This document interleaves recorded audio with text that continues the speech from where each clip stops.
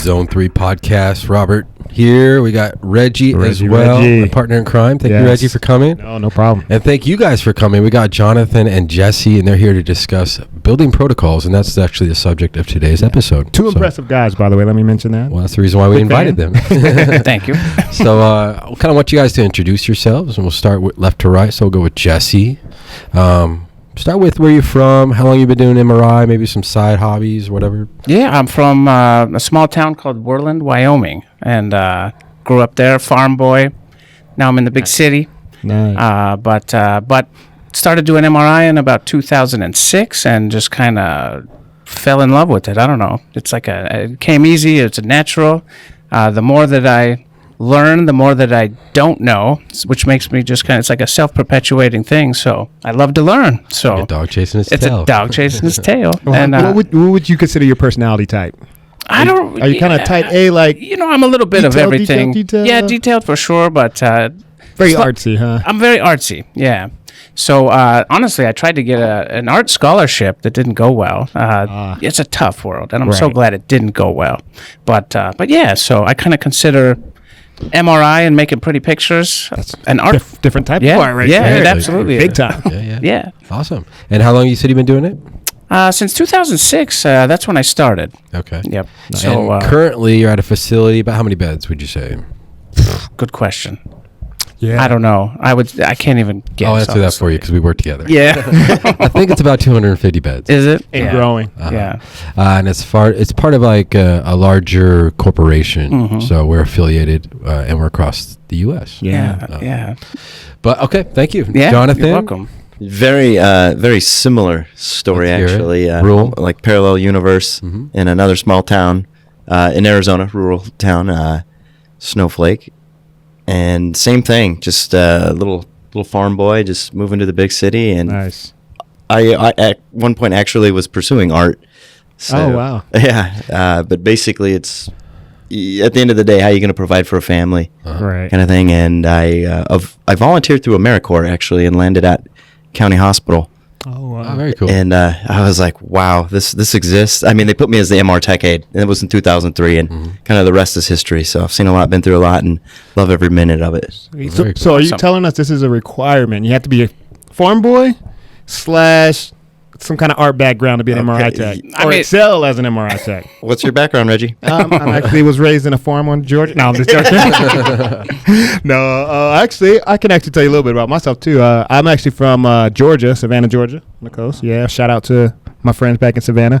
But I had actually my background's from the military, so I got my X-ray tech training in the military. I got out and actually went and got my bachelor's degree in radiological sciences and kind of focused on MRI track. And man, I tell you, when I was comparing, because the other tracks was leadership role in X-ray, CT, or I think it was radiation therapist. And honestly, MRI is the youngest modality. It had the most potential, and the pay was right where it needed to be. So I saw it as a great way to kind of get in on the ground floor and, kind of learn something that's kind of new, as well as help innovate in that field. So that's why I love doing these podcasts, because I love the creative aspect that MR brings. And I know there's a lot of people out there that can relate to that. And I would love just to kind of get that out there. Well, we do diagnostic imaging, and that in itself is an art form, right? So, I know radiography for sure is an art, I think. Right. For sure. Yeah, for sure. I mean, Everything especially when you get ultrasound. into the film production part of it. We love you, ultrasound. Yeah. It's an art just to be able to look at that snowstorm. Right. That's true. Exactly. All right. Well, Jonathan, how long have you been doing MRI for? Let me see. So, like I said, 2003 is when I became an MRI tech aide, and that was until I started X-ray school. And then you're doing mostly outpatient. I think you're at different imaging centers, right? That's About right, how many that's magnets are you guys About on? 13 magnets now. Okay. Different vendors. Different vendors. Okay. Right. And I've been around town, and so I've tried a few unique models as well, which Very is cool. They're always, everybody's competing and has a different spin on it. So it's interesting to see and unlock that component as well. Well, I'm just excited to talk about the subject of building protocols today. So we want to kind of just go over the basics at first. We see the audience of this episode being two techs. One tech that's just starting to get into protocol building, and one that's already been doing it for a while. Right. Maybe wants to see how we do it differently or tricks that he can learn to optimize what he's doing. So as far as the basics goes, like, I don't know, like what would you say would be a good place to start there? It's a great question because the reality of who we work with, who we train, the levels of, personal development levels of every individual falls into two categories. When you get that student for the first time, you're not going to go over user CVs necessarily, but you're going to focus on, you need to know your TR ranges. Our job at the end of the day is to provide pathonumerically an image that can fall into a weighting. If we can produce a T1 and a T2, essentially when MR came out, those were the big existence for weightings. Right. The radiologist can do their job and the patient can get the diagnosis they need. So that would be one category. Let's just focus on the basics. Your job is to provide a weighted image. And then the second category, maybe somebody that's been doing this for a while is interested in building protocols, advancing in protocols. Okay, now let's start to look at the user CVs, the echo spacing, things like that can enhance the quality, the speed, basically the diagnostic viability of the image. Now, I heard you say user CV. So are you more of a GE range kind of guy? A heavily background of GE, but like I said, multi-vendors, but GE is my forte. Here's your home base. Nice. And the user CVs, that's just for those out there that don't know. That's what is that exactly? It's the user control values is what it stands for. Control values. Nice. And I know that. I like that. Nice. But it's an area that really, if you're just scanning day to day, you wouldn't really need to go in there. It would be, more the protocol developer would be the guy setting all that up. That activates those different things. Nice. Make it usable, essentially. Perfect. Yeah. Not a necessity, but a nicety in a lot of ways. But if you get enough minutia in line, you can create an outstanding image. Yeah. Well, you said, the basics would be maybe like the parameters and how they're adjusted per weighted image. Mm-hmm. And that's going to vary from a 3T versus a 1.5 and stuff like that. So let's go over those real quick. So like on a 1.5, maybe just go over the TR range or something like that for basic T1, T2. Yeah. Yeah, for me, T1, 1.5, it's not that far off from a 3T, honestly, but typically you'll be a little bit lower at 1.5. So for me, a T1 is anywhere from a TR range of 400 to, say, 950. And I probably wouldn't go that high, probably 850 to 900 post-contrast. Oh, nice. Proton density is like the next step, So for me, it's about 1,800 to 3,800, 4,000. Honestly, the high range doesn't matter that much. You don't want to go 5,000 at 1.5, but and then for T2 turbo spin echo, and that we should clarify that too real quick because this is for turbo spin echo. This is the entry level, multi-echo. Right? Entry level, the bread and butter scans that we do are turbo spin echoes. Right. So the T2 range then for me, if it's a turbo spin echo, not a fast recovery fast spin echo, would be, I don't know, maybe 2,800 to 6,000 TR. But do you have anything to add to that, or just minutia? Yeah. I mean, no two guys will give you the same answer. Right. The big thing is really the biggest difference. And like I said, simplicity is key, especially if you're working with a new tech. Right. I'll try to give them just one set of numbers. Yeah. Most everything will cross over 1.5 3T. The TR changes a little on a T1. And that has to do back to the basic spin and spin lattice. T1's a spin lattice. The processional frequency is tied up at a higher rate on a 3T, so that TR range just drags out a little bit. Yeah. And, honestly, you could take a T1 at 400 TR on a 3T. It's not going to look as good. The sweet spot for me is about 650 when it starts to look really good at 3 Tesla. So yeah, and that's true. If you do SNR, I had a buddy do the SNR calculations at different TR ranges, and 600 ends up being the highest SNR for that. That's the money shot. Yeah, that's right. That's right. I worked with a fella, a very good MR tech, and the T2, he said, look, you can run it as high as you want. So you can go to infinity, essentially, for the TR range. And we were on a Toshiba, and that's what we ran our axial T-spines at like 14,000, and they were T2. Fine, yeah. And that's a good point. When you do like respiratory triggering or gating and you're doing a T2, depends on the respiratory cycle, among other things, and you'll see those come out at 12,000 all the time at 1.5, and they look great. Nice. Yep. Very cool. So you would say that probably the biggest variable, 1.5 versus 3T would be the TR on the T1. Exactly. But also TI2, because I think we've discussed this before. TI is different. Uh-huh. This TI is different, yeah. On a 1.5 total null point on a stir, on a 1.5 is 165. The lowest that I would go on a 3T is 185 for stir TI. It really starts to get washed out. Yeah. And, I think I've seen big ranges there, but yeah, 220 is kind of the sweet spot for me for T2 weighted stir at 3 Tesla. Nice. Yeah. And and this is another great question. That's a big difference. Is there's always that sweet spot. I'm like, yeah, I'll tell you on podcast. This is great, but the reality is like, how much is that affecting your time too? Because that's the balance. How's your patient doing? Yeah. Yeah. Right. And that's actually an important factor to consider. Yeah. Patients don't want to be in there too long. Mm-hmm. Yeah, for sure. It's kind of a game that you're playing, right? That's Yeah. right. Awesome. So I know that we were talking about basics. Is there anything else to be included in that, you think? I would say like just, when to properly use a sat band and stuff like this, right? Oh, that does adjust Phase your- direction. Yeah, sort of sure. bit, yeah. Sure, yeah. I mean, you wouldn't want to use a sat band if it isn't going to help with any sort of like motion problems in the phase direction, or I see people they'll place them incorrectly, and that's fine. It does cost you time. It costs you TR, and it looks good. Well, let's talk about that. Yeah. Aesthetic. Well, let's Yeah. talk about I use the sat band. So Let's talk about, you say they use it incorrectly. Let's talk about how to use a sat band correctly. Then. What would your advice be? the best example I could give right off the top of my head is like a lumbar spine sagittal. So the best place to place that sat band is where? Well, if the phase direction's head to foot, and you're putting it out anteriorly, it's probably not adding a lot of value. Right. So the best value you would get was with 2 sat bands. One inferiorly, you'd kind of angle it, A to P oblique, basically, so that it's Right. up underneath the sacrum. So you're satting out anything that's moving there that might flow up. Even though you're head to foot? Head to foot, yeah. So you're putting that underneath the sacrum, basically. Okay. And then if you had an additional one anteriorly to kind of follow that lordotic curvature, so they're catching anything from the T-spine and above, to me, that's going to make the best benefit if you have to use sat bands. Right. Honestly, I don't think you need them Right. in So the is that sagittal something- lumbar spine. Is that something Yeah. you would add after you've gotten some motion? And you're like, okay, this patient's like got a lot of aorta pulsation.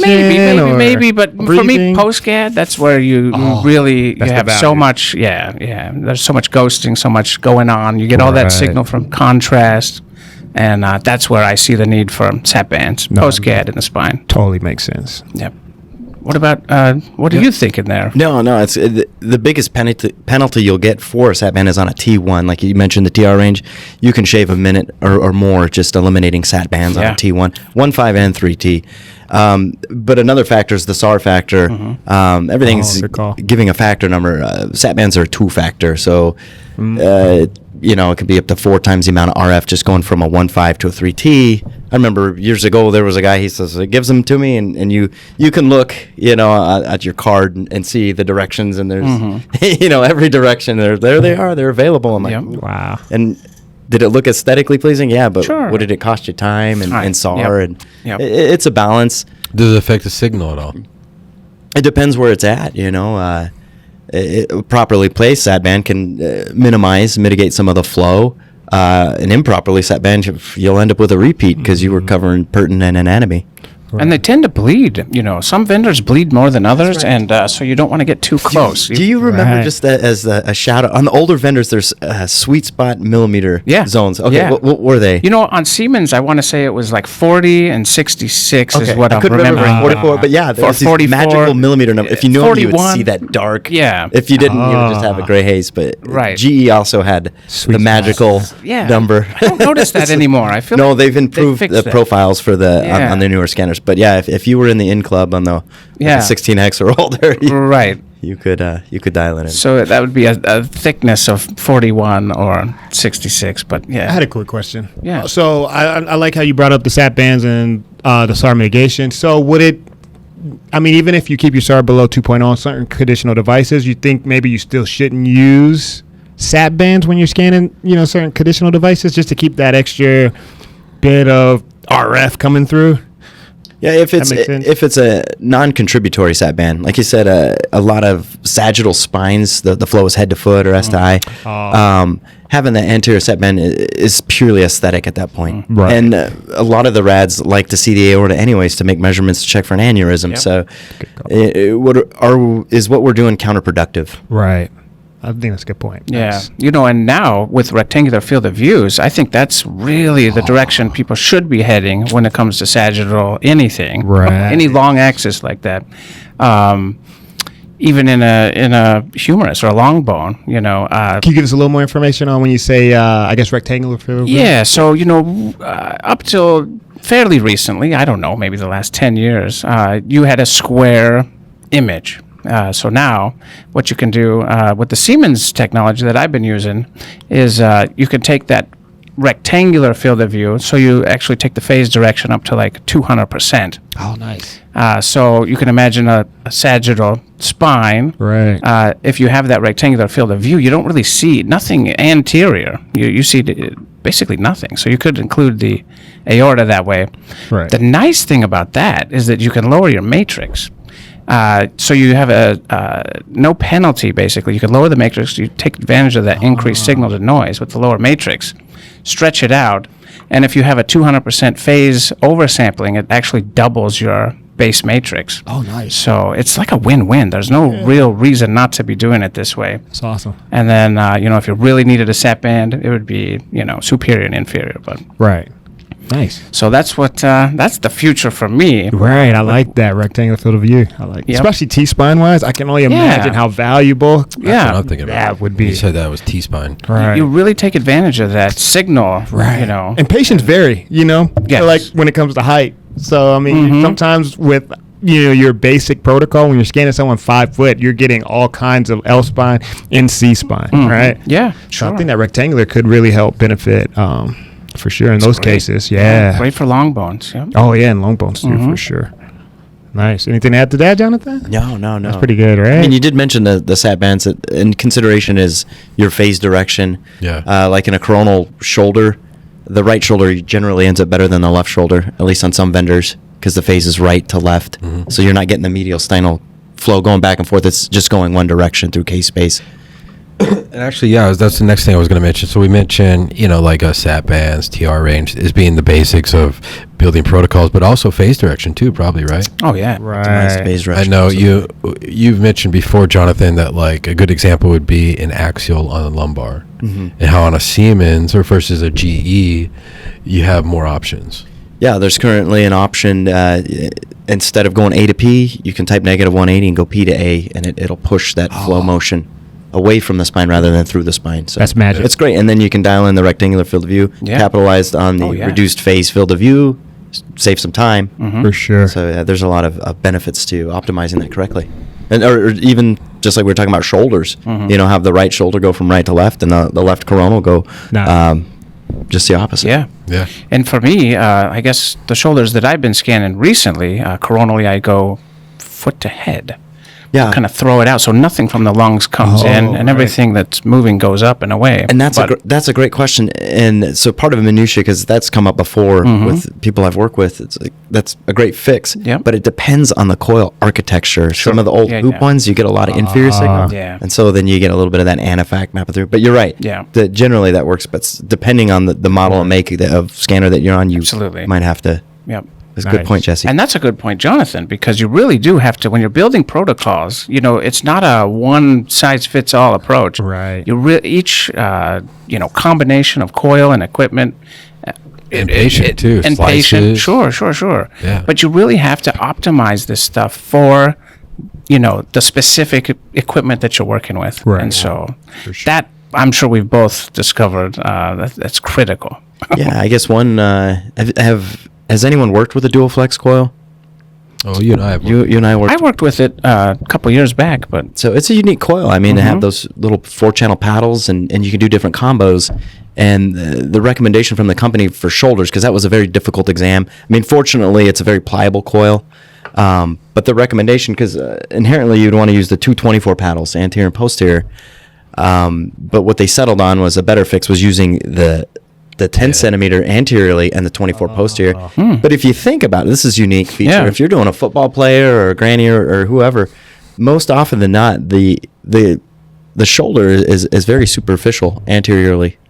Yeah, like Once you start packing on once you weight, hit it bone. goes so you can almost always put that 10 on the anterior surface and still get a pretty Get good a little image. higher signal probably that way. Yeah. Nice. Interesting. Yeah, Well, that's on good. the topic of coils, and especially GE coils, I know they have this special like cloth coil that's been in the news a lot, and just I've heard a lot about it.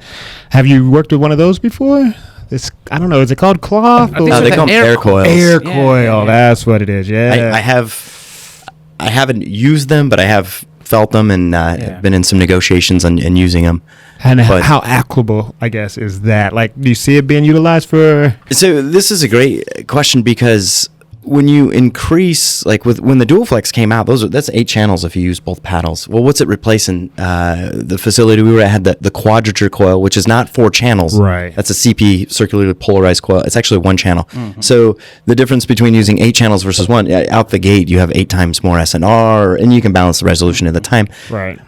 So now you have these air coils that are 30 channels. Again, you can fold over, I don't know if I would like to see if you do it with a wrist, if you wrap around, Oh. Yeah, how many- Right. yeah, how many you know. wraparounds you get? Right. right. And does it- I was just at RSNA this year, and Nice. that's one of the things that I stopped by and checked out and asked them a bunch of questions, and that's exactly what they said you should do. Because I was kind of saying, how do you do small field of view with these big blankets to keep people warm? Right. But they said you just take the small one, wrap it, and let it rip. Let it rip. So That's I'd awesome. love to see images with those. Yeah, me too. They didn't have that for me all it there, is, but yeah. but I would love to see that. Right. Man. But yeah, the technology's just getting better. Right. Getting better. And I mean, the functionality of those coils seems fantastic. Yeah, the only downside that I became aware of with the dual flex is, for the history of how we've been scanning, when we use a TR knee coil, that locks them in. That holds them down. Yeah. Well, now we have these light coils. Yes. They don't come with a knee holder. Oh, they don't come with a right. shoulder holder. So you have to come up Yeah. with Some some. immobilizing tricks. Yeah. Yes. Exactly. I've got some Exactly. tape, Coban, sandbags. Maybe that's a I good love transition sandbags. because I think as a new technologist, sometimes the hardest thing when it comes to motion is identifying how to solve that problem, right? Is it breathing? Is it something that you can actually change by positioning the patient or, altering the actual protocol and parameters, adding sat bands and such? What's the best way, especially when it comes to shoulders, to identify if it's breathing versus, I don't know, maybe just adding a sat band or going straight to like a propeller or blade type of sequence? I mean, it's hard to tell exactly what what motion looks like, Right. but it's hard to pinpoint where it's really coming from. In the shoulder, though, oftentimes it's breathing, or twitching, or who knows, a little cough will do it. But yeah, with these flex coils, that gets tough. Shoulder's a really hard place to immobilize. Right. We have this strap, though, that we're using right now. We have what's called a Shape 16. So that's a flexible coil that we're using, 16 channels, Oh, nice. with the new Magnetone Vita.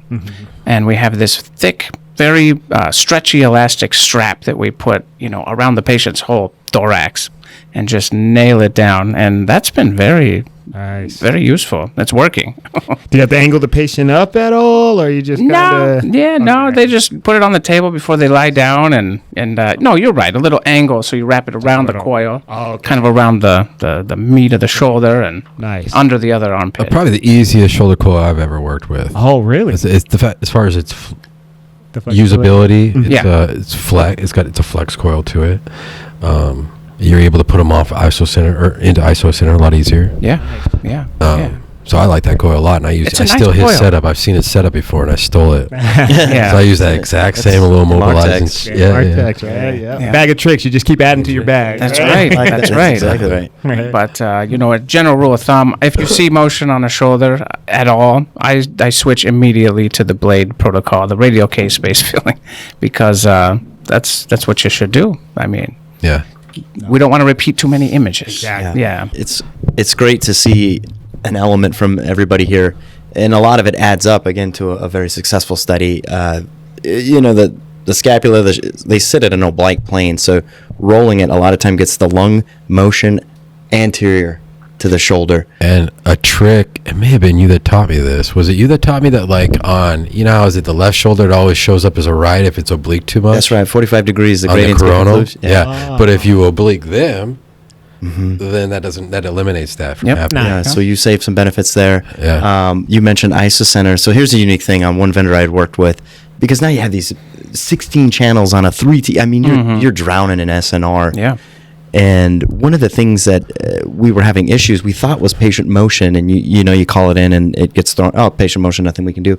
But it was consistent, and it turned out to be phase offsets. Oh, really? So to the point where I had an opportunity of meeting the guy that invented Phase Correct, and it was really unique. So that little button on GE that says Phase Correct that adds to your pre-scan. A lot of times, anything off isocenter, the phase offsets increase. It's what you find on an FSE or turbo spin echo. And so these are things that you see with like a shoulder, anything hips. You really want to have that on to reduce what can be mistaken as patient motion. Yeah, very cool. Yeah. Was that a twin speed that you had that issue with? I've seen that on a. Oh, okay. I mean, okay. I can identify it on 1.5s, and now that I'm aware of it, I'm like, oh, You see that it. Phase Correct. You know it. Yeah. Yeah. Well, I'll go in real depth if you want to go real depth. Let's do it. So when we all go to school, we learn that we have our B sub-zero, right? We got your permanent magnet, and then we have the XYZ gradient coils. Did you know that behind that there's another set of XYZ coils? No. That's so when you run a diffusion, it says running reference scan. Right. It's checking for eddy currents. When you click Phase Correct, that's what it's doing. It's checking for eddy currents, and that's why your pre-scan is longer, and it's adjusting that additional set of XYZ coils to offset these cool. phase. Now these are inherent, like gradient coils. They're all epoxy to that. It's all in there. magnet. Wow. Yeah. Like I said, it was a good huge stuff. opportunity to get in depth. I'm like, Right. so that's what's going on. Nice. Yeah. That is awesome. Nice. Well, along the lines of like basic stuff, because that's kind of what we're covering right now. And maybe another thing to touch up on is echo spacing. Yes, I know a lot of people are afraid of touching echo train link. Yeah. Right, Sure. things like that. So maybe you guys can just kind of discuss that, if you would, and we'll start with Yeah, you, what- Jesse. Well, What kind of things affect your echo spacing, I guess, is the yeah, question. the bandwidth is a big one for sure. So when I'm building, it doesn't matter really what I do. I just I always try to keep it under 10, and that's just something that I was taught a long time ago. I don't even know where I got that number, to be honest with you.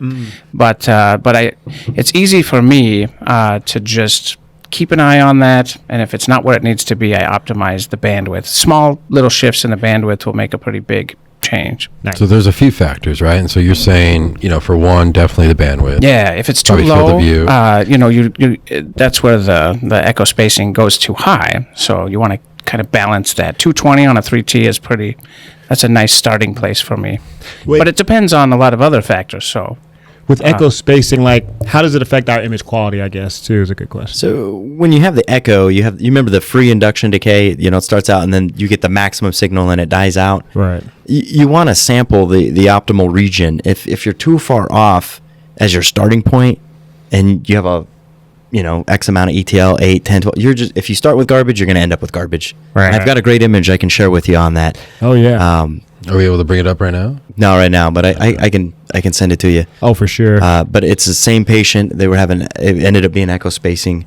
The thing that killed it, though, this is where the advanced applications guy would come in. It was the user CV. Oh, really? On GEV, they have blurring cancellation. Oh. Yeah, we're having trouble with these images. Just click this button, blurring cancel. it was on. It was on. It just yeah. just about everything. And it was making it blurry. It almost doubles or triples the echo space. So Yeah. some of these were starting out at 16 to 20.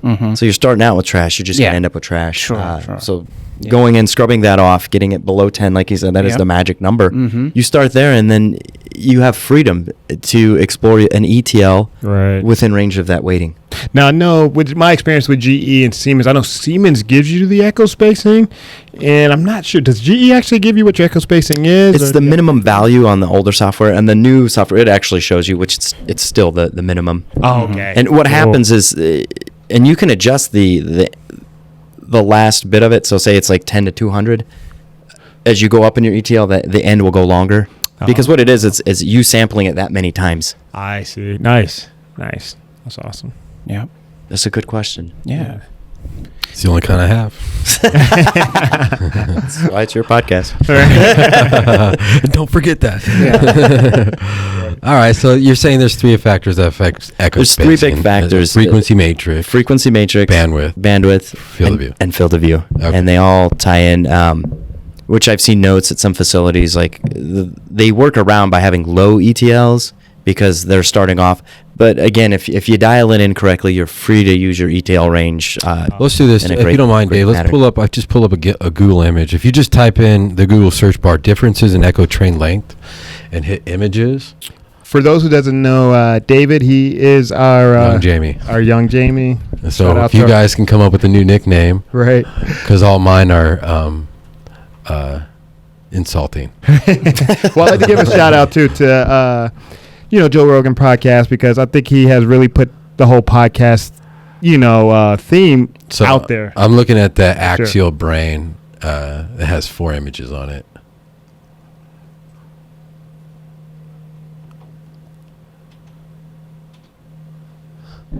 So if we're able to go screen on screen, and you can kind of give an example right there, Jonathan, if you want to, since you were just talking about it, if you want to just kind of finish it up with using this as a visual You aid. have access to the mouse too, so you can kind of control the mouse if you need to. Okay. Yeah, so basically, when you do have that first echo below 10, you're free to move about with your ETL range, your echo train length, according to weighting. As you see, this particular sequence becomes more heavily T2 weighted T2, yeah. as that ETL increases, which the T2s will have the greatest length for echo train length. Right. I mean, the spin-spin interaction is what. is So the it looks basis like you for get more T2. contrast. Definitely T2 contrast, and that's It almost looks sharper too. But It does, yeah. It's a good time to bring this up. So each weighting kind of has its own range of echo train length as well. So when I'm building protocols for a T1, I go up to 3, so 2 to 3 if it's turbo spin echo. Right. You can go a little higher, but not routinely. 3 is my cutoff. If it's small field of view, high resolution, I keep it at 2 for T1. Oh, nice. But then proton density weighting starts for me at about 4 to 12. 12 being way too high unless it's like MSK with T2 weighting. But you want that smooth like contrast of, Right. of proton density. But T2 would be okay as well. So for proton density, it's 4 to 9 for me. And then I go 10 to 32 echo train. So, you got to get your TR, your echo train right, and then the TE, which we'll, I'm sure, touch on soon. But Right. And then one little caveat I'll add is the restore magnification or fast recovery Oh, yeah, pulse. sure. For a normal FSE T2, I would do 10 to 20. But what happens is since you don't have that refocus RF pulse, you'll get out of line. So Hold on real quick before you go too far. So restores with Siemens, and then the fast recovery, is that GE? that's it. Yeah, it's an additional refocus 180 pulse. Oh, nice. So adding that, you're able to sample out your ETL length longer. So that ETL 32 would be restore mag or fast recovery. image. Nice. And the idea of restore is that it allows you to kind of knock everything down, like the net magnetization, to start the process over, so that you can scan with shorter TRs essentially, and still obtain high T2 contrast. Yeah, because that's the bottom line. Echo train link is a divisible factor for our time formula. And so, you talk to techs who've been in the field for a while, they only had spin echo. Right. So Different world, right? Yeah, I remember when I started in 2003 as a tech aide, the boss would bring in the newspaper. I got a CTL. Yeah. What section you want? See you at lunch break. That's funny. Nice. Nice. very cool. So, all right. Well, that's kind of the basics, I would say, for the most part. I'm trying to think of what else. I mean, like when you're looking at a GE and you're looking at that back page and you got the imaging options, right? And like you see a zip 512, and a lot of people don't know what that means. But if you want to just kind of break it down, exactly when you select that, what it is that you're doing. Okay, it's zip 512 or zip 1024. They're both options. They call them zero fill. Because there's times to use it and times not to. Yeah, and actually Or it's phase pointless. phase offsets, because I've encountered that so bad. Zip 1024 can exacerbate that. So it's being aware of these truncation artifacts. But it's basically zero fill. It's not actual resolution. It's apparent resolution. When you look at it, because it's packaging case-based. And so if you actually already have that resolution, to select that would be redundant. And it basically it's essentially doubling the matrix visually if you have at least a 256 matrix. Is that how you understand it as well? It'll take it from 256 to 512. That's why they call it interpolating. Right. That makes sense. But isn't it, I think, if I'm right, and you probably know this, and I don't know, I'm right there, but if you go 1024, you would at least have to have a base matrix of half that. Is that true? That's what I'll see the apps guys to drive it. They'll be like, anything over 260 automatically will drop it in a 512 block. Anything over, X will drop it into a 1024 block. There you go. Yep. So you couldn't take like a 256 and add 1024 zip. Right. It just wouldn't work. It's kind of one thing that's popular for 3D imaging, vascular imaging, is zip 2 or zip 4. And again, anybody with a CT background would really understand this. It's interpolation. If you're scanning, 2 millimeters, well, it's going to add a slice in between. Yep. One funny thing that we've learned that affected our workflow is that we were interpolating when we didn't need to, and it affected how we were doing our MIPS. So it would take so much longer to render our MIPS when we're cutting out like the MRA of the head and things like that, that it literally slowed our workflow down so much that and the issue really came down to, do we really need this? And it turned out that it really wasn't having any effect on our imaging. Right, like a nicety. Just slowing down the process. A nicety, not a necessity. Right. And I just came across that too on, I have an older scanner, but it has an additional cardiac package. And so when they were doing abdomen work, same thing. They call it like the BAM memory. It's the bin access memory. There's only so much on these hard drives. Right. But any zero fill, zip 512, zip 2, right. EDR is another one, because that drops you into Dynamic 32-bit reconstruction. Will lock up that memory, lock up your recon. Some of the newer scanners that use Space or Cube, they'll even have recon time tab. Have you noticed that? Yeah. Recon time less than 3 minutes. Yeah. It's just sucking up that memory to process the way it needs to. Yeah, for me, Siemens-based, I don't really use interpolation unless I have a square matrix. I don't know. For me, I haven't seen a lot of value there unless it's square. So you could take 256, 100%, and then turn on interpolation. And I agree with you. For 3D, it's probably better for 3D than 2D. Mm-hmm. Yep. But it's a good conversation to have. Is it critical? Is it a necessity? I don't think so. think so. Sometimes it's not, and it's important to know when. Like you're not making it non-diagnostic. So it's just, but is it affecting your workflow? Things to consider. For sure. Well, so it's nice that we're touching up on it, because a lot of times a lot of people don't know what they're pressing when they press that button. Right. Or even what it means, right? Yeah, and there's other imaging options too that are probably people don't know. I mean, and I'm just referring to GE, but there's other vendors as well where, and I'm trying to think of what exactly. Well, we zipped on. We picked on zip 512, but maybe we can talk about. Let's talk about matrices. I mean, fine matrices versus coarse matrices, and I think high resolution is one of those things where it can be, in the same sense, overused. Oh, sure. Yeah. I mean, sometimes you'll have these super high matrices with super small field of views, and it's like, okay, well, what's the purpose? Because we're having these extremely long scan times, and it's almost counterproductive because you're going to end up doing some sort of repeat, right? Or trying to compensate for the signal. Yeah. What do you guys consider? I guess like a good matrix for like, what's a low matrix versus a high matrix? I guess is a better question. Well, I think there's a lot of factors that play into this. So it depends on the field of view, the slice thickness. Obviously, we're concerned about signal to noise ratio. Right. So I think that's kind of where the art comes in. And, for me, so let's just say we're starting with a sagittal C-spine. And that's, to me, when I build, so say I'm going to build an entire spine arsenal, I would start small and, maybe a 220 field of view for sagittal. And anywhere from we have all these new matrices with these new software. So like a 356 base matrix is something that I would pick. If it's T2, no fat set, maybe by 75%. And I think that would look really good. I think ACR, you got to take into account ACR slice. Oh, right. They delegate basically what the signal. They're looking at everything. They're looking at signal. They're looking at resolution. I think they say now for a C-spine you have to have a 3 millimeter slice. and the sagittal plane. Nice. So if you just get the SNR right, that kind of a matrix is going to look really good. And then you can up the field of view for the lumbar spine, which would be the next one.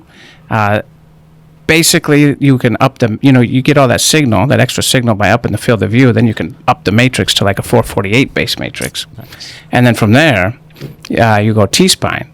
And you could do 512 would look fine at 75%. With all that extra signal at that much bigger field of view, you could drop your average. You could do it in a minute and 30 seconds. It'd look fantastic, high resolution. Nice.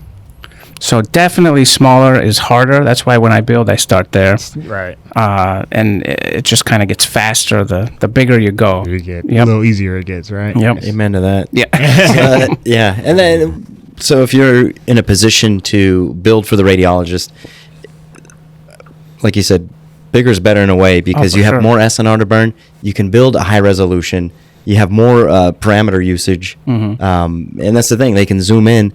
The resolution will hold. Yeah. The bottom line, no matter what you're doing, whether it be a toe, C-spine, and abdomen, it's pixel size. Pixel size is the bottom line. Right. Yep. Yeah, and I've worked with some radiologists that want a tiny little field of view, give me like a 6, they'll say. Right. But there's so much that goes into making a good looking picture at 6. You can make a really, really beautiful picture at 10 field of view, and to your point, they can just zoom it up on the screen. Right. It's going to look so much better. Use that square pixel. Big fan. Square pixels. Yeah. Okay. Well, again, sticking with the basics, let's talk about oversampling and no phase wrap, and exactly what it is. What happens in the background when you select that button? I'll let Jesse cover oversampling. Yeah, so oversampling is more of a Siemens term, and maybe Philips. I haven't really worked with Philips, but basically what you're doing is sampling the data. So if you did 100% oversampling, it's basically twice the field of view. So it's only going to reconstruct the center, but the periphery is also being acquired, and that's to prevent phase wrap, essentially. So it's also a good trick to gain some SNR if you need it, right? Yeah, you can gain SNR. It's cheaper. It is cheaper. It's faster. However, I have noticed over time that it also is a little bit more noisy. So I feel that it's not the best approach unless you absolutely need it to avoid wrap. Nice. I'd rather add an average and keep my phase oversampling at 0 if that will work, where it's practical and it's going to look a lot better. Nice. Yeah, and that brings up a theoretical, say you're doing an axial abdomen and you've got adding phase oversample to air, add to the SNR? Yeah, I'm just bringing in all this noise that I don't want. It doesn't. That's actually a good thing to consider. Yeah. Interesting. Okay. Because if it's anatomy, then you're adding protons, which you're adding signal. Yeah. And just the difference in vendors, and to be clear, my experience is with Philips, GE, and Siemens. So, I know with GE you're kind of limited, and I don't know if the new software. I think new software is like the 27, right? Yeah. Once you go 27, they actually get rid of the old no phase wrap button, and it goes to phase oversample. The reason it adds time is it's phase encodings. Yeah. With GE, it's either on or off. Yeah, and the way that works is when you click that on a GE, it doubles your field of view, doubles your matrix, and cuts your necks in half. That's all behind the scenes, and then it zooms up your image so your image size is the same field of view. But really, it's a very clever setup. But yeah, it's the way of the dinosaur now with 27 and beyond. Interesting. And you have any experience with that 27 software? I do. It's coming out? I've got quite a bit of experience with the 27. Is there anything about it you like a lot? Yeah. Well, anything about it you don't? Runs like a Siemens. No, just kidding. You can cut that. But it's great. I think once you go, because you don't need to be too essentially or 200%, I guess we can say phase. You just need to cover beyond the coil to avoid that phase wrap or anafact.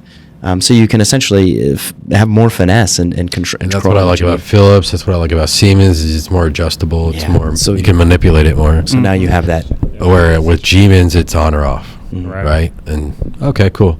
All right. Well, as far as basics goes, you guys know, as far as the world of building protocols, a lot more than I do. So, what haven't we covered as far as basics goes? Right. On still being on the aspect of phase oversampling. Are there situations when you're building a protocol where you automatically okay, we're just going to max that out versus let me let the tech make that decision?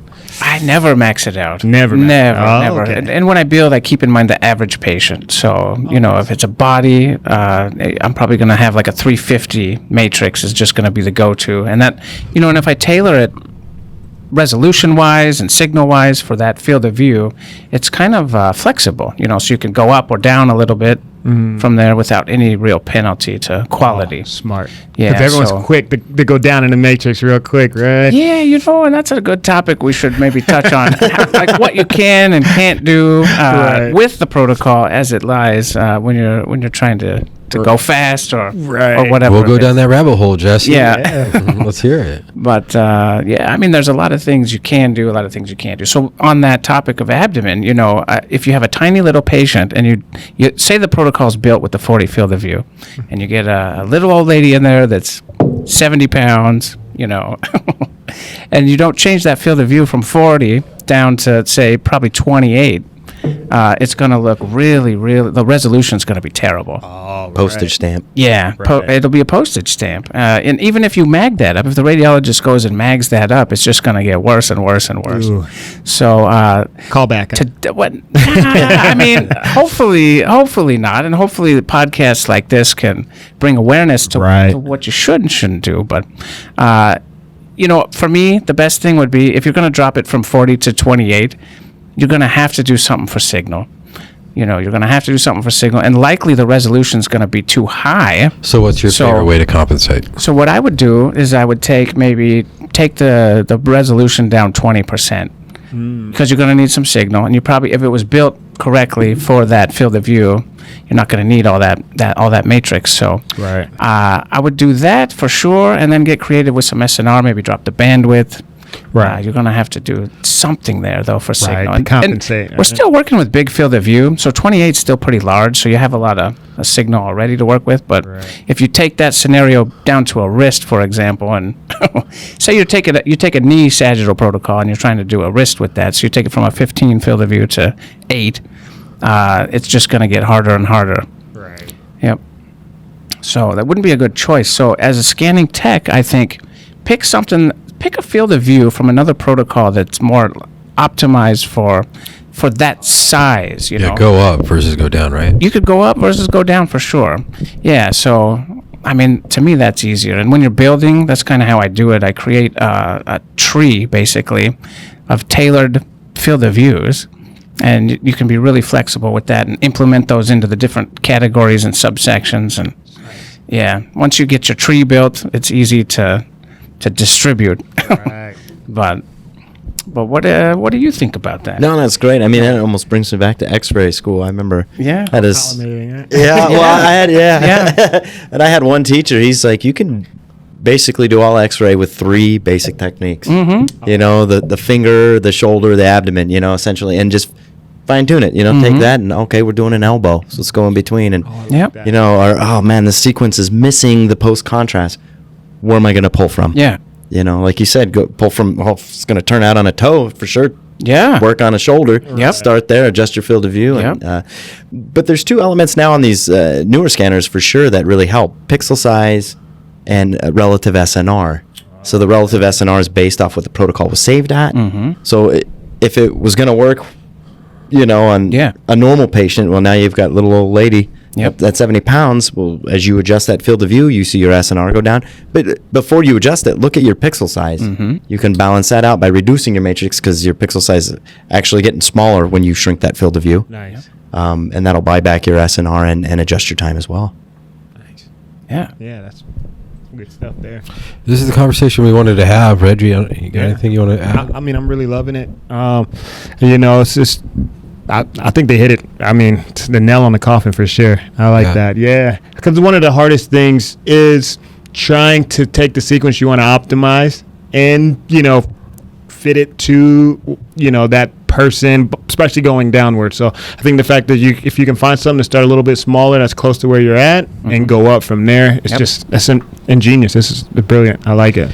And really, it's important to know that at the end of the day, the parameters that you adjust can mask, it can highlight, it can bring out, pathologies, right? I mean, right. Just changing the TI time, and cardiac would be a good example of that. Yeah.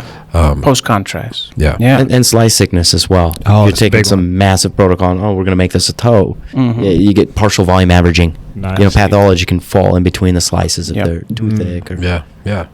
Very cool. Yeah. Well, Reggie, go ahead and fill this dead space as I'm trying to Yeah, no, I mean, look up. one thing I think is kind of can be confusing is B-values, right? Because each part of the body has a different B-value that can be better used or utilized.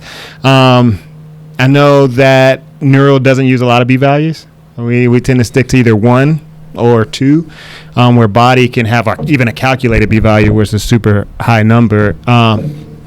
Do you guys if you want to make, say, a diffusion protocol, how do you mitigate how that is kind of discovered, I guess? Is it in the testing phase? Like you just kind of play with the B-values and see? So I think, so prostate is a good example here, Nice. where they want really high B-values, and the calculated B-values of like 1,600 is not uncommon. Right. But basically, the B-value, the higher the B-value, the lower the SNR. So, and I believe that the B-value indicates the length of time that the gradient is on. So for different tumors, higher B values, if it's bright on a really high B value, that means that tumor is very hypervascular. Oh. So, a good range is nice, for body. You could do, 50, 400, and 800 is not uncommon. It's kind of like a rad dependent thing, like with how they It wanna see is. It definitely is, and you need at least 2 B values to make an ADC map. So the ADC map is critical. But yeah, so body, I would say if you saw a bright tumor in the liver, B value of 50, okay, let's see what it looks like at 400. It's still bright. Okay, it's pretty hypervascular, indicating it's probably malignant. Right. And then you go up to like 800 or 1,000. If it drops out, it might be less suspicious. Whereas if it's still really, really bright, Right. It's a really nice tool if you're not going to give contrast, especially. I think it's the next best thing to giving contrast. Good point. I like that. But yeah, that's about what I know. And I don't think it really, honestly, I think it depends on the radiologist and facility. And you need a low one, you need a high one. Right. So, yep. But people shouldn't just drag neural diffusion, and use it for a body case. I mean, you things like could. that, You could. right? I would say not in that specific, because typically you're going to have a B value of 0. 50 makes a better ADC, but it's going to be like 1,000 is the B value that you want there. And I think you probably need a little bit more of a range Right. Nice. for body. For sure. Yep. But it's easy to add. I mean, Right. you just add the other B value. Right. Yeah, maybe a 500, 400, or Right. Yeah, there's a few things, like you said, mentioning it takes all B values into effect when calculating the ADC. For me, it's optimizing the actual sequence, taking from the brain to the abdomen. You want to be aware again of the user CVs. Homodyne is on for brain. Homodyne was created for body parts that are not going to have a lot of motion, like the brain. They're just going to be sitting in the coil. Whereas some places, respiratory trigger and abdomen, that's when you want to use zero fill for your user CV, Nice. and that will reduce some of the offsets. There's also other finesse. EPI correction will line up the sequence for each B value a little better. Mm-hmm. And then you also want to adjust your kernel and your threshold. Threshold's critical, especially on the older scanners, 16X and prior. It defaults at 50. But what happens is you're going to get a lot of black hole on your ADC, so you really have to manually go in and lower that down to make all viable pixels demonstrated for that Nice. sequence. that's a good point. Yeah, Like that's a good MSK, I've been using a threshold of 0 actually to kind of bring out everything. Yeah. Where in a brain that might be too low, but Right. yeah. And that's a good point, actually. You have the different styles of diffusion. You have, tetra, Yeah. diffusion direction, all, Right. That's the other slice. thing. And All that would be that is dependent on the body part. But Nice. 3-in-1 is preferred for body. All is preferred for brain. Tetrahedral gave them one extra direction to help if you're ever dropping an ROI. It was why it was created. It really didn't take off, kind of died out. And then last time I chatted with you, the neck is a tough one for me. How do you Sure. optimize a neck? Well, So you mentioned propeller or Propeller blade. for sure. Yeah. If you could do it coronal, diffusion's getting pretty fancy these days. That's right. And like resolve diffusion on Siemens, I really like multi-shot. It's a multi-shot epi, so it's gonna fix some of those distortion problems around, like say the petrous and tissue interfaces. So multi-shot is better. nice. It costs you time. Right. So. The standard epi base that you're probably doing in the brain out there, unless it's Siemens Resolve or another multi-shot option, it's going to be single shot. So your diffusion direction's pretty critical in the brain that way too. You'll get a lot of warping if the phase direction is left to right in the brain. You really want a phase direction A to P. Oh, nice. In the brain for a single shot epi. Sorry, go ahead. That also reduces peripheral nerve stimulation in that direction as well. Oh yeah, nice. nice. Oh, interesting. I didn't know that. So with so the road that I've crossed many times with patients, and specifically to diffusion, if they 15-year-old with tons of braces, is there any tricks that you can do to? Well, that's Get a where good Resolve diffusion? would come in for sure. Or Like tetrahedral, does that create a multi-shot? I don't know, but I feel like it's worked for me in those types of scenarios better. That's when you would want the blade. And the reason is diffusion traditionally is an EPI-based sequence. Right. So, and the other thing that kills it actually when you get into optimizing protocols is the echo space. When we talk about keeping TEs below 10 for FSEs, Right. you ever look at your diffusion, what your first TE is? Ooh, no. They can be around 70 to 80. So it's just the sequence has so much potential, and we're just now getting to the high resolution, the resolve, the focus, all sorts of respiratory triggered. So with the braces, what happens is adding the blade, you're adding an RF pulse, and that's what's reducing the susceptibility in these instances, or the neck, as we mentioned. Yeah, so coronal in the neck would be ideal, I think. Oh, nice. Yeah, switching the plane too. Yeah, that's a great right? point. Yeah. That's good to know. Okay, so Yeah. so far as basics goes, we've covered like the different parameters. Yeah. Let's talk about like different sequences that you would run for a different protocol. Like for example, if you're going to do a stroke protocol, like obviously there would be a diffusion that would probably be the first one you would run. But what else would you do for that? Well, stroke workup, you're probably going to want to do some sort of angio of the brain, diffusion, maybe carotid bolus. So it could be pretty quick, pretty painless. Start with diffusion because these patients may or may not be cooperative. Right. So if you can get, and actually two-plane diffusion is helpful because of these artifacts that you see, especially if they're moving. Right. So if you could do a 40-second axial and a 40-second coronal diffusion, that might be enough. Right. If the patient taps out at that point. But yeah, you just do your standard, whatever meets ACR, honestly. T2, maybe a flare, and then some angio stuff. Is there any times you can think of that you would deviate from the set protocol based on like pathology that you might see? Like the first thing that comes to my mind is like a bone lesion and you want to throw it in and out of phase. Maybe something like. Yeah, I mean, it depends on your facility. It depends on the expectations of the technologist. Right. A lot of places out there these days don't want you doing extra stuff. So, They hopefully. have a set protocol for set situation. Right. So the radiologist determines what is absolutely necessary and what's critical, and then deviations from that, are kind of individualized, Right. which introduces a lot of variability. And, I think just because radiology in general, the direction that it's headed is all Right. being optimized for time, patient throughput, and the almighty dollar. Right. I would suggest to people out there not to add much of anything. In phase, out of phase for bone lesion is nice and they're quick. Right. But I think you just end up causing more headaches for the radiologist if you kind of build your own protocol on a day-to-day basis. For real, communication is key in those situations. Sure, right? yeah. Like if you have a rad you can reach out to, that's the way to do it. That's the way to do it. Some they welcome that, some they don't. Right. And know your audience, your rads, You're right. your patient clientele. We've worked with a wonderful radiologist, and she loved it. It would save a callback for contrast MSK. I talked to a radiology, a great rad this past week, and I said, how can you tell the difference between a bony infarct and an enchondroma? Oh, And nice. he was like, he went on and he gave me some differences, but then I heard him say, well, one has a fatty component and one doesn't. I said, so an in phase, out of phase would answer that, wouldn't it? Yeah, Nice. sure would. Right. So that's good stuff. Yeah. I mean, yeah.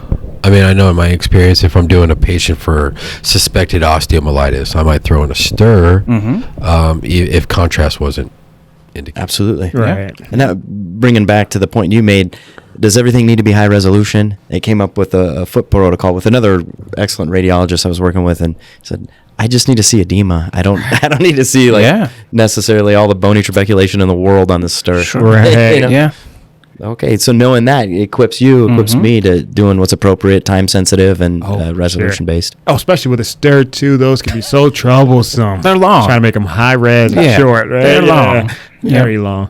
Man, that's a very great point. Filters. That's the way to kind of Dang, I like hide that. the noise with some pixel smoothing filters. I feel like that's most underutilized aspect that maybe RAS don't know that can be helpful. That can really be helpful in a lot of situations. Is image filters, right? Yeah, for sure. And I think that's a good point. I think everybody should have their role, and I think if you have dedicated protocol techs that you trust, I think the Right. RAD should say, "Look, I need a stir," and it should be up to that person to Present. present it, to make it look good, and each person should play their role. But so I think that'll contribute to a high functioning Right. situation. Very well Yep. said. I agree with that. That's Yeah, very well said. for Yeah. sure. And then just as we trust them with making the diagnosis. Sure. Absolutely. Right. Yep. The product's viable, then they're equipped to do what they need to do. Yep. Nice. Well, I know there's a few websites that we discussed pre-podcast that are super beneficial when you're, either not even developing, but if you have some questions about some of these topics that we're talked about, or, some of the things that you might see on the scanner that you don't know a lot about. What are some of your favorite websites, I guess, Jesse? I guess we'll start with you. Well, there was one, I don't know, Dave, if you want to bring this up, but there's one that I find very helpful. If you just say you hear a word and you're like, what is this word? Right. You just type it in, and I think it's MR TIP, TIP. And that's magical right there. That is right on magical. cue. I mean, and what It it was on sounds that I like. was first waiting for tab, that. Dave. See, it even makes you feel good when you open it up. But yeah, mrtip.com. This is for me, this has been very useful. You never stop learning, obviously. Oh, so you can put anything in there like Anything. Think PR, of FRFSE. MP Rage. Sure. Oh, nice. I mean, most of Just for the stuff giggles, is in let's do there. that. So we typed in, we were discussing this earlier, so let's do gradient echo and see what pops up. So you see, it just kind of gives Nice. you detailed info with hyperlinks to pertinent other, rabbit holes you could go down and never come out of. I like that. So this is helpful for anybody, radiologists alike. You're right. Yep. Shout out to mrtips.com. Yeah, that's awesome. And then Well you had made. brought up one earlier that also I think is really nice. Yeah, MRI questions. The folks there just do an excellent job, a nice layout, and they have advanced discussions. So I've used that with a lot of the new software on GE. If you pick a gradient echo sequence, those parameters are blanked out. Does anyone here know off the top of their head some great T2 star parameters for gradient echo? I need TE, flip angle, and TR. Oh. And so it's like, oh man, Right. you got to go on the fly here. Mm-hmm. And that website has some great Sounds like images with. A couple great resources. Right. And of course, this will all be in the show notes. So if you're driving, for sure, just, you can see it at the bottom of our YouTube page or our website in the show notes for sure. We'll have all links to these websites. So the one Jonathan mentioned was MRIquestions.com, but there's several, and it's important to kind of just go down that rabbit hole sometimes. Yeah, no, for sure. 'Cause there's so many resources I feel like that's online, and it's knowing what the right resources to kind of get you your answer the fastest. Because you can read, all these, peer review articles all day long, and you're kind of skimming through and trying to find the right TR, right TE, and sometimes, you just don't have the time for that. But, they really have nailed it on a few of these websites, and I love it. I love the resources and the education, and it's free. What's better than something that you don't even have to create a login for? Right. I hate usernames login, by the way. Yeah, I hate that. Would you please sign up? Right. But see, this is nice. Yeah.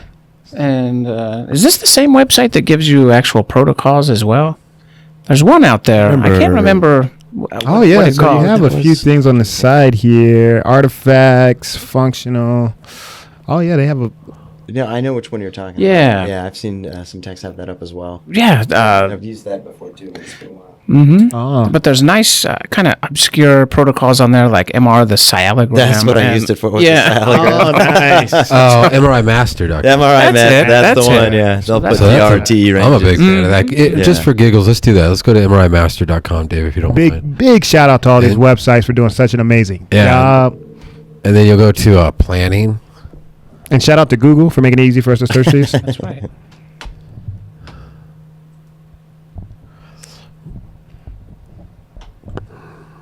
So Yeah. on the left there, and we'll just randomly go to one. Let's hit epilepsy protocol Or orbits. or orbits or whatever. It doesn't Yeah, matter you see really. that DWI cholecystoma. Oh, Yeah. That's when you want to use propeller. Propeller. Blade. Yeah. It only shows up 90 with PI. That's right. Yeah. Yeah. I spoke to a neurorad who came back from a conference the other year, and he said So- my differential will go from like 5 to 2 Yeah. with that sequence. Nice. This is nice because when you pull it up, it says indications, it says contraindications, it tells you how to set up the patient, how to position them. Scroll down, it tells you which sequences you're going to run, how to set up those sequences. Yeah, and they try to keep it as non-vendor specific as possible, which I really enjoy. Yeah. When I first got into MRI, I was working weekends by myself, and this was a great resource. Yeah. Right. Yeah. It's a great base for anybody who wants to start building protocols Right. that doesn't have anybody to really look to for Right. direction. Right here it is. Even when you're going through MR school and you really want, because when you're So it's got that T2. before you start your clinical, you kind of want to know what you're getting yourself into, right? Yeah, And I feel like this is a great place to kind of. So it shows you how you angle with the Sylvian fissure on that Yeah. T2 oblique coronal. I don't know. Yeah, It shows you the range, Right. slice thickness, flip angle, phase direction. God. It's a great starter It's package. too easy. Yeah, I know, right? And it's free. and it's free. Yeah. Man. So basically, know that there's resources out there and Right. use them. And you Educate yourself. You know. It'll only make you a better tech, and that translates to better patient care. So, we didn't just all get into this for a paycheck, right? I mean, we still have an interest in patient care, and that's Oh, sure. ultimately what we're here for. It's the art, you know, and patient care it goes a long way when it comes to that. But That would be real awkward if somebody said no. I know, right? I need to get paid. Awesome. All right. So, speaking of like things that excite us and showing an interest outside of work, like what in the future of MRI excites you guys? I know you were just recently at an go wrap RSNA. I imagine you've seen some stuff. Yeah. Jonathan, I know you mentioned earlier about the 27 package or software package on the GE, but we'll just go left or right. So, Jeff C, is there anything out there that excites you? You know, when I was at RSNA, I was incredibly excited about this new technology called Recon DL, and for deep learning. It blew my mind. What? I don't know if you... Is that when it takes like a low quality image and absolutely. versus it up? I've seen that, Absolutely. What? Just So- scanning 10-second pictures all day Yeah. long. so the example they gave at RSNA was like a 6-minute knee protocol. So this, if you look at the raw image, you know, it's super signal starved, has a higher matrix. So it would be something that your radiologist would say, what are you doing here? Call back. 6-minute knee protocol. Total. Like 3 or 4 It was sequences? 5 sequences. 5 sequences. Each one was the math. was wicked fast, right? Yeah. And so what they do, they send this into this Recon deep learning packet, and it basically it takes a database of like 10,000 or 10 million knees, I think is what they said, 10 million knees, and then somehow some magic formula, I assume through pixel intensities, Alright. kind of like spits out a new image that looks beautiful. Wow. It looks like ACR. Absolutely. I don't know that ACR would accredit this yet. It's going to take some time for confidence to build with something like this, Right. especially with the radiologist. But the outlook looks bright. The outlook looks very bright, and that's probably the most impressed I was with anything at RSNA. Right. Time is such And a it's huge artificial intelligence. Time's a huge factor, and we need this technology. Well, you know? how do you guys think that'll affect the future of MR? You think we'll just be factor. buying Like CT.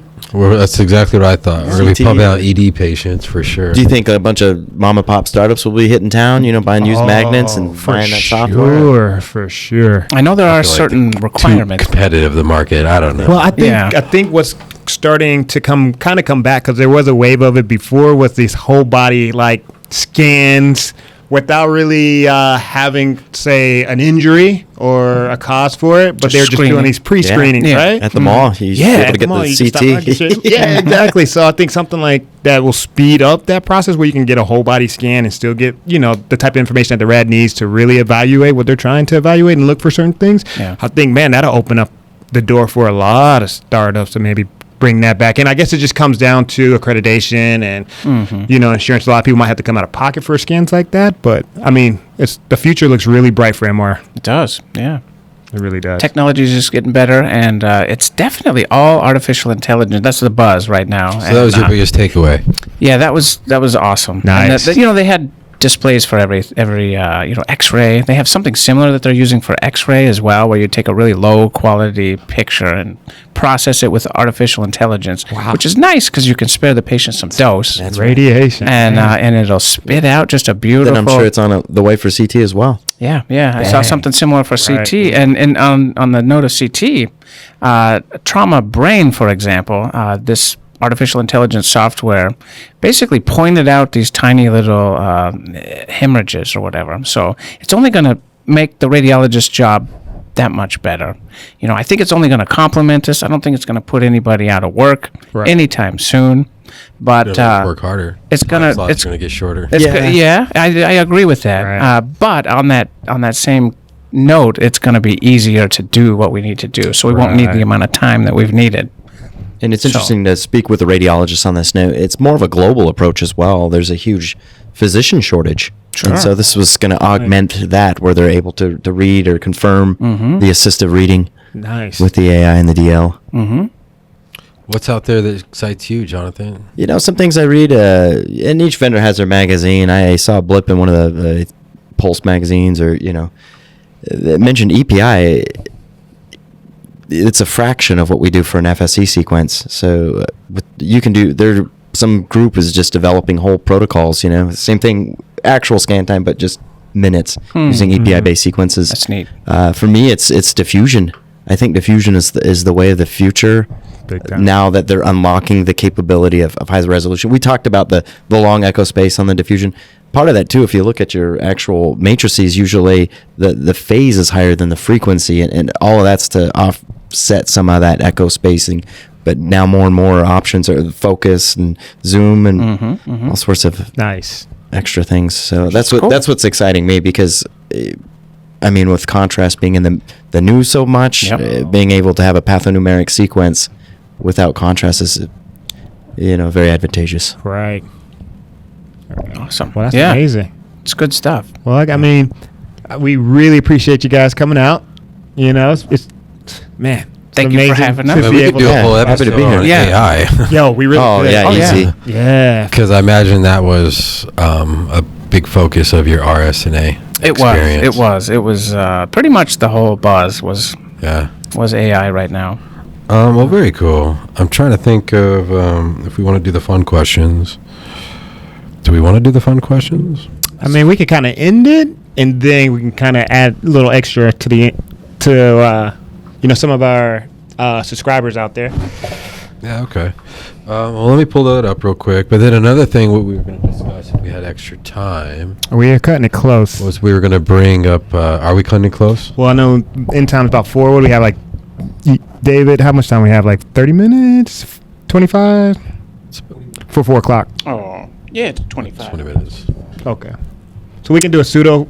Well, we can do this. We can go to that ITN or the yes. the MRI questions where we were going to go and just randomly select 3 questions and go over it. Do you want to do that? Yeah, yeah. Or That's we fine. can we can ask. 'Cause I actually have to for use the the viewers at bathroom too. for the viewers at home, just to kind of add an element of entertainment, so this isn't too PowerPoint presentation like. We were going to just kind of have fun and say, hey, What's your favorite? What's your favorite word? What's your least favorite word? These sort of funny. All right. It's straight out of the Actor Studio. I kind of stole it, but instead of doing that, Big shout out to Actor Studio. yeah, let's do this. So, is there like questions that people submit? Jonathan, I haven't been to this website yet. For me, usually, I mean, a Google search will land me here. Specifically, if I need to know something about a pulse sequence, a coil, this is a site I'll go to for, artifacts, truncation. I know things like that. ASRT.org is a good website too. It's another good one. Yeah. Current events. Let's do that. Let's go to ASRT.org. And they have like a current events. And that's what the ITN I use that for. What's That's what's what we trending? should bring Yeah, up. and that guy he Well, goes let's do around. ITN. He'll I don't interview at have a- RSNA. I was looking for you in the background, Jesse. And if you scroll over to the bottom, That's awesome. Because the interview's like on the floor. Oh yeah. well, might have I'm saw sorry, footage. a little bit higher. Sorry, dude. A little bit higher. It was so I'm looking for a section that's It going to was say huge. current events. Oh. It's a huge, massive convention center, right? But I don't Was want it to take too Chicago? much time. Chicago. Yeah. Let's do the website that you were going to say then. What's the website you were? One we saved earlier. The ITN. ITN? After the last one. Dave, not that last one, but after the A. There's a section on there. There you called go. Current events on ASRT. So this, if you sign up, it's free. They'll just send you little snippets every week or so of what's latest and greatest in the world of radiology. Not just specific to MRI, but MR usually lands on it. MR is in its infancy, Right. like X-ray was 100 years ago, Mm. and it's limitless potential. Wow. Is there a Q&A part that we can kind of go over? Just There you go. You see him on the floor right there, RSNA. Oh, yeah. Yeah. Oh, I see Jesse back there. Yeah. So actually, I did want to kind of touch up on that. Jesse just went to an RSNA. What is it? A convention? Yeah, convention. Yeah, Yeah. thank you. And he did a presentation there. What'd you do the presentation on? Well, it was kind of how to optimize musculoskeletal imaging, practical strategies and applications for that. Dealing with metal artifact and just kind of how to build the protocol as well. Nice. Yeah, it was fun. It was a great experience, an awesome opportunity. And then Jonathan, you teach at a local community college, don't you? That's correct, yeah. Nice. What's your impression on the new wave of people coming into the field? You know what's Are they interesting? engaged? It's difficult because you can't really. It's MR is real hands-on, and the bottom line is getting either a simulator or a tech or a student together to Scan patients. Show. exactly, yeah, Tell and show. apply it on the ground level. Right. For me to tell you online or read it or say check your book is very difficult. Right. How much are you going to maintain and grasp? Practical application help. Yeah, so that'd be great if there's any startups or companies or vendors out there that have simulators. That would be fantastic in preparing the students. Hey, when you click this TR or this TE, what's your resultant image going to look like? That would Right. because imagine showing up the first day on the job already having that knowledge base. Now you can just focus on patient care, positioning, Right. and having that. in The your little knowledge. things that count so much, right? So what's the actual class that you teach? Is it a physics class? It's Is it- Introduction to MRI, and I Okay. use the Westbrook Talbot MRI practice. Nice. Oh, I love that book. So it's pretty much the Oh. MRI Bible. Right. They do And it. these students, are they already in the program? So for me, there's a waiting list, and this is they just switched it to a prereq. It's the first course in the program. With this being where I teach, you already have to have an RT background, which is helpful because then you get basic anat physiology and. Have you had any pre-medical people kind of take it yet? You know what? It's been interesting a few times. Veterinarian programs. Oh. Because that's actually MR is taking off in the vet Yeah. field. Right. Well, we were just scanning pigs the other day. Oh Right. yeah, they Take do hearts, a lot. right? Yeah, for hearts, I was going to say UCSF. A lot of those guys, Yeah. they do testing for hearts. Oh, very Wow. cool. Well, I think that kind of wraps it up, right? Sure. We definitely covered a big range of things. Yes. Um, Yes. Please, definitely comments are open. So if you have any questions or any insight on anything that we discussed, add it. We want to build more educational material for MRI techs out there. So if you do have more insight or any questions, we will definitely follow up with anything posted in the comments. Let's try to keep it clean and friendly, of course. But we definitely appreciate you guys, visiting the channel and, just being eager to kind of grow as a technologist, right? Yeah, and expect to see Jonathan and Jesse again. Oh, for sure. They are a great resource in the world of MRI.